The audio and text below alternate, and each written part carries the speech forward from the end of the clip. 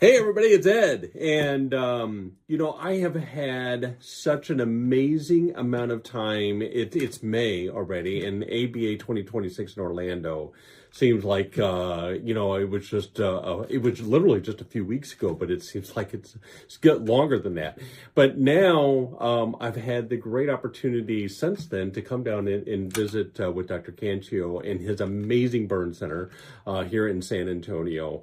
And I just wanted to take a little bit of an opportunity to talk with him about as he begins his presidential year here at ABA and kind of how you see, Dr. Cancio, your vision on the progress and priorities outlined in the 26-28 strategic plan. How does that fit into what you're trying to accomplish over your year? Thank you, Ed. It's great to have you here. You just stepped off the plane from Chicago. This is wonderful. Let me just say what an honor and a privilege and a pleasure it is to be the ABA president this year. And we really are building from one year to the next on the progress that's been made by my predecessor, Jeff Carter, and your leadership, Mr. Dellert. Really has given us tremendous momentum. I could not imagine being in a better situation than we are right now in this organization. I think it's really important that we've developed a strategic plan. We've put a lot of effort into it. You've put a lot of effort into this. And it really helps me focus in on what our priorities should be. And in so doing, really to strive to meet the needs of our membership and the needs of everybody affected by burn care, which is our mission. All those affected by burn injuries. So 5 strategic pillars: education, research, quality, prevention, and finally governance and leadership. And so within these strategic pillars, it really gives me an understanding of what we're supposed to be working on. And so those 5 areas, we've got specific things that we're working on right now that I want to help get accomplished this year. But the other aspect of this is, it's really clear, and I learned this during my president-elect year, is that this is not an individual activity here that we're engaged in. This is really not about me. It's about our team. And that's so true of working in a burn center, is we get nothing done as an individual in a burn center. We get things done and we take care of patients and people as members of a team. That's one of the great things to me about being in burns. Same thing for this organization. We get nothing done without our members and without our committee chairs and our board of trustees members and our central office staff and all these folks working together. I think that we've done a great job of identifying the importance of committees in carrying out the mission of the organization.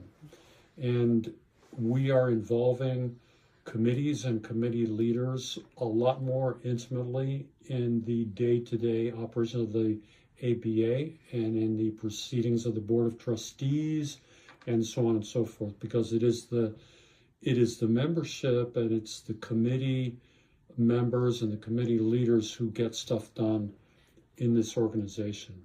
Absolutely.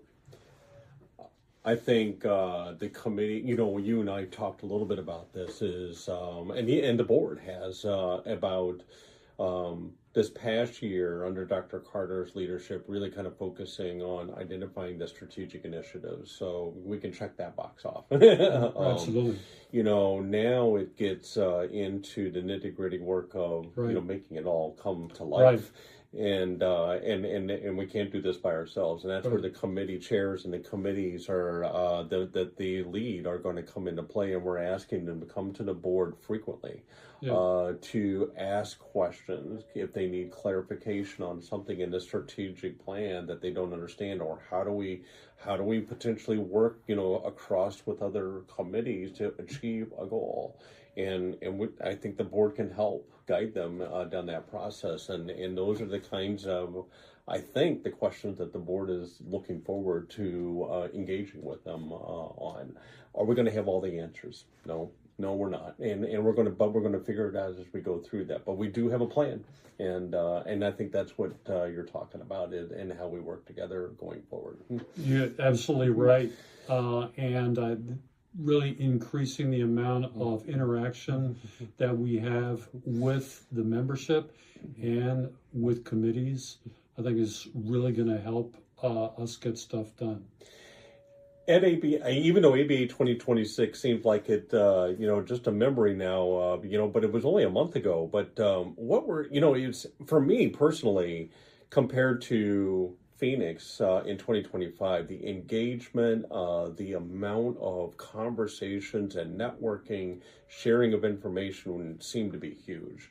I'm curious, from your observation, did you see, what were you seeing or hearing at the meeting that kind of helps you maybe for what we're trying to do this year? Yeah, for sure. First of all, this was, for me, a high energy meeting.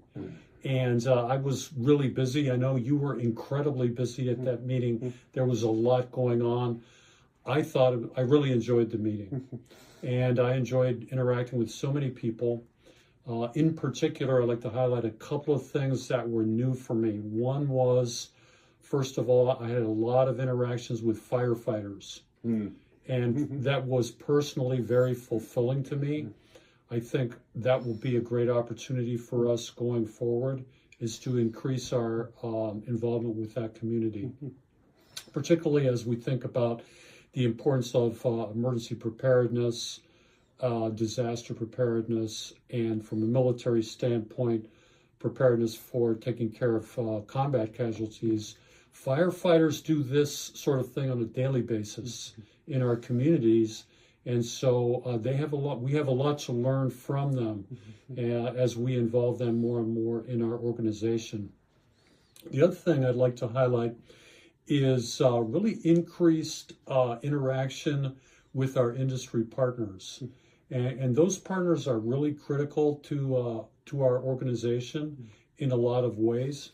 Of course, they help sponsor our meetings. And you, during this meeting, made a point of scheduling individual meetings with industry partners, which I thought was great, to give them the opportunity to dialogue with us. And furthermore, I think we all recognize the importance of these partners in helping us to advance the science of burn care. Yeah. Which brings me to another point, which is the effort to explore the feasibility of a endowment to support research. And I think this is a great campaign that we're taking a look at here.